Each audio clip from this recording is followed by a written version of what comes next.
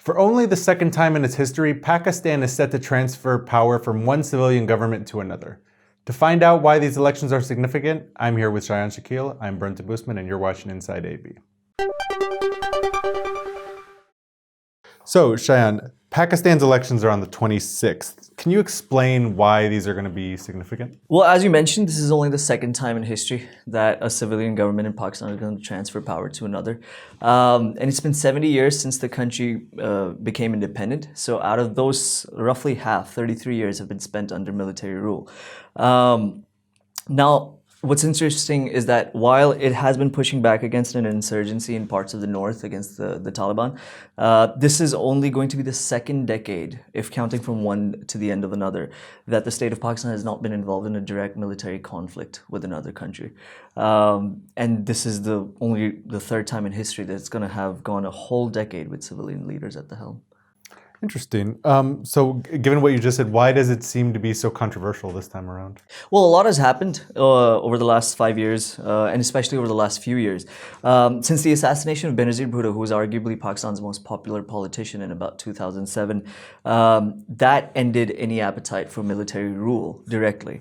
But over the last year or so, tensions with the civilian government and the military-led establishment, the power brokers, have festered and grown to a high.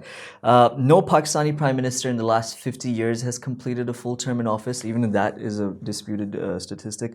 Nawaz Sharif, who was indicted in the Panama Papers scandal, which was leaked over a few years ago, in a long, protracted legal battle, he was indicted and finally found guilty of not being able to account for wealth that allowed him to purchase about 4 apartments in what is London's most expensive district, the Mayfair area, the Avonfield apartments. So he's now in jail with his daughter and another member of the family. There have also been questions about, protecting the credibility or, the freedom of the press, Pakistan's largest and oldest English language newspaper publication conglomerate. The Dawn Media Group has been reporting that it's facing pressures and difficulties distributing its papers out in some parts of the country. So what many analysts are saying, and even though the military establishment is refuting those claims, is that the establishment is meddling behind the scenes in the political arena all over again. So who are the candidates? And I guess, the most important question is, what are their chances? Who's expected to win? Right. Well, Bhutto's party, Benazir Bhutto's party, is now led by her also Oxford-educated son, but he's a newcomer in the arena. So he doesn't really have that kind of cachet to draw votes from across the country. Of course, the former Prime Minister's party, PMLN, is a bit headless right now because its leader is in prison. But his brother, who is running for office, does have quite a lot of experience and might be able to, and has a large vote bank at his disposal. The biggest contender who's emerged out of relative electable obscurity over the last 10 years is another Oxford-educated candidate who also won the 1992 World Cup, which is has been his international claim to fame. His name is Imran Khan. Now, Reuters reports he's quietly confident of winning elections in the country, especially if you think about how, as we discussed, the path seems to have been cleared for him to become prime minister. He appeals to a broad section of society where he was originally only appealing to the young, urban, affluent, educated section of society. But because of a series of defections and some allegiances, he's now supporting the largest number of candidates across Pakistan in this election. Having said that, a number of people are predicting a close race. And Imran Khan enjoys a large support base across the country, but he's also being looked at it with a sense of dread because some of the very questionable allegiances that the party now finds itself aligned with. And what about for business and for Pakistan's economy? What does this election mean going forward? We talked about cricket for a bit, but that's basically what the economy is. It's just as big a bet. Here's some stats. It's the 5th largest country by population in the world. It's got the 10th largest English-speaking population in the world, but its GDP is less than the UAE's. In 2016, it had the best performing stock in the world. In 2017, it had the worst performing stock in the world. According to The Economist, among countries with GDP in terms of purchasing power parity, which is basically how much you can buy locally, Pakistan was the third fastest growing economy in the world among economies with GDP by purchasing power parity over $1 trillion. But over the last year, its currency has been devalued 4 times.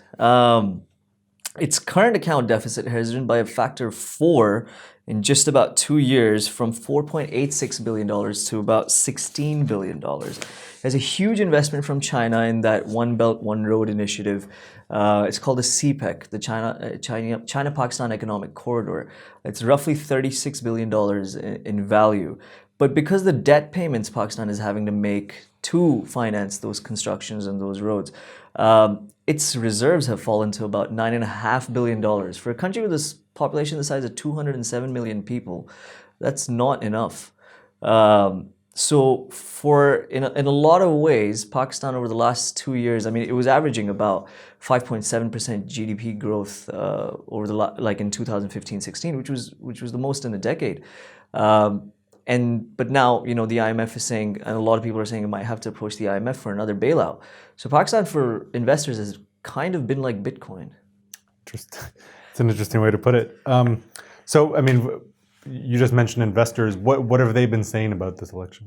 Well, Bloomberg had a pretty extensive analysis of this, and they spoke to quite a few investors. What they're saying is, like, if the former Prime Minister Nawaz Sharif's party win or manage to win, then that would bring more clarity for businesses, because that's a very business-oriented kind of party. Imran Khan's largely untested, so no one really knows what his foreign policy is going to lean towards, or his economic policy. He does have a finance advisor in the form of what was Pakistan's, one of Pakistan's biggest companies. And so in terms of economic policy, you expect that he'd be able to have some plan, but he's untested. And so a lot of people are saying that if Nawaz Sharif's party or the PMLN do win, that would be good in the short term. If Imran Khan wins, then he might be able to reduce the culture of graft that plagues, the bureaucracy and the decision-making in terms of policy in Pakistan. But if he rocks the boat too much, that might deter investors entirely. Okay, well, thank you for that. It was interesting. Of course, there'll be a lot more news regarding Pakistan's election as we move towards it. For more of that, go to arabianbusiness.com.